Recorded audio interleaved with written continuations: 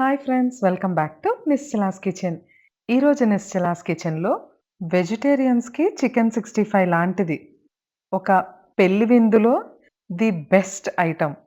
ఇంట్లో ఈజీగా చేసుకోగలిగే ఒక డిష్. ఒక్కసారి చేస్తే మళ్ళీ మళ్ళీ చేయాలనిపిస్తుంది, తినాలనిపిస్తుంది కూడా. మరి ఎంతో క్రిస్పీగా క్రంచీగా ఉండే క్యాబేజ్ పకోడీ ఎలా తయారు చేసుకోవాలో చూద్దామా? ముందుగా ఒక కప్ చాప్ చేసుకున్న క్యాబేజ్లోకి ఒక పావు టీ స్పూన్ పసుపు, రుచికి సరిపడా ఉప్పు వేసి బాగా కలుపుకోవాలి. దీన్ని ఎలా కలపాలి అంటే, ఈ ఉప్పు పసుపులో నుంచి వాటర్ రిలీజ్ అయ్యేంత వరకు కలపాలి. ఒక 5 నిమిషాల పాటు గాని గట్టిగా ఇలా చేత్తో కలుపుతూ ఉంటే ఇలా వాటర్ రిలీజ్ అవుతుంది.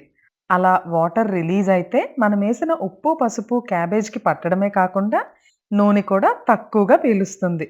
అందుకని ఈ ప్రాసెస్.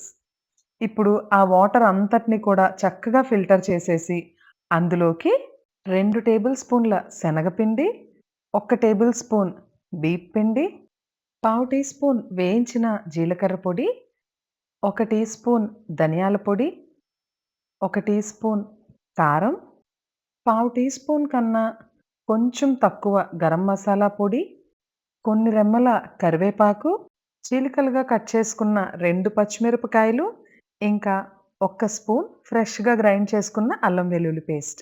ఇవన్నిటిని వేసుకుని ఇలా స్క్రీన్‌లో చూపిస్తున్న విధంగా కొంచెం జెంటిల్‌గా కలపాలి. అంటే మరీ రఫ్‌గా ఆర్ గట్టిగా కలిపేయకూడదు. వాటర్ రిలీజ్ అయ్యేలాగా కలపకూడదు. జెంటిల్‌గా మిక్స్ చేసుకోవాలి. అండ్ కలుపుకున్న వెంటనే ఫ్రై చేసేసుకోవాలి. దీన్ని కలిపి ఫ్రిడ్జ్‌లో ఉంచడమో, లేదో పక్కన ఉంచడం చేయకూడదు.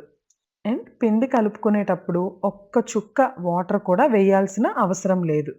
మీకు గాని సరిగ్గా క్యాబేజ్‌ని స్టార్టింగ్‌లో వాటర్ సరిగ్గా రిమూవ్ చేసుకోకుండా ఉంచి, పిండి కొంచెం అణుకైంది అని అనిపిస్తే ఇంకొంచెం బియ్యపు పిండేసుకున్నా పర్వాలేదు. సాఫ్ట్ అండ్ జెంటిల్‌గా కలుపుకున్న మన క్యాబేజ్ పకోడీ మిశ్రమాన్ని ఇలా రెడీ చేసుకొని, డీప్ ఫ్రైకి సరిపడా ఆయిల్ వేసుకొని, ఆయిల్ బాగా వేడైన తర్వాత మాత్రమే ఇందులోకి పకోడీని వేసుకోవాలి. వేసిన వెంటనే అస్సలు కలపకూడదు. వేసిన వెంటనే కదిపితే పిండి వేరేగా, క్యాబేజ్ వేరేగా వచ్చే ఛాన్సెస్ ఉన్నాయి. సో, క్యాబేజ్ పకోడీని ఆయిల్‌లో వేసిన 1 నిమిషం పాటు కదపకుండా ఉంచండి. బబుల్స్ అన్నీ ఆగిపోయి గోల్డెన్ బ్రౌన్ కలర్ వచ్చేంత వరకు ఫ్రై చేసుకొని సర్వ్ చేసేయడమే. ఇది ఈవినింగ్ టీతో ఒక ఎక్సలెంట్ కాంబినేషన్. టీ కన్నా కూడా సాంబార్ ఆర్ పప్పుతో అయితే నంచుకోవడానికి ది బెస్ట్ ఐటెమ్ అనే చెప్పాలి. మరి ఈ పెళ్ళిళ్ళ special crispy and crunchy cabbage పకోడీని మీరు కూడా ట్రై చేస్తారా? ట్రై చేయండి. ట్రై చేసి మీకెలా కుదిరిందో కామెంట్ సెక్షన్‌లో తెలియజేయండి. అండ్ నా ఫ్రెండ్స్ చాలా మంది నాకు వాట్సాప్‌లోనో ఆర్ డైరెక్ట్‌గా కలిసినప్పుడో తెగ ఫీడ్‌బ్యాక్స్ ఇస్తూ ఉంటారు. భలే కుదిరింది. ఈ ఐటెమ్ చేశాను. చానా బావుంది. కానీ కామెంట్ సెక్షన్‌లో మాత్రం కామెంట్ చేయరు. అలాంటి వాళ్ళందరికీ ఈ స్పెషల్ రిక్వెస్ట్. ఈసారి కామెంట్స్ అన్నీ కూడా కామెంట్ సెక్షన్‌లో తెలియజేయండి.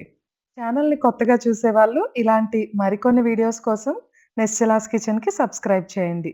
వీడియోని లైక్ చేయండి. మీకు గనక రెసిపీ తయారు చేసి నచ్చినట్లయితే ఫ్రెండ్స్ అండ్ ఫ్యామిలీ మెంబర్స్‌తో కూడా షేర్ చేసుకోండి. Thanks everyone. Thanks for watching Nischala's Kitchen. Bye.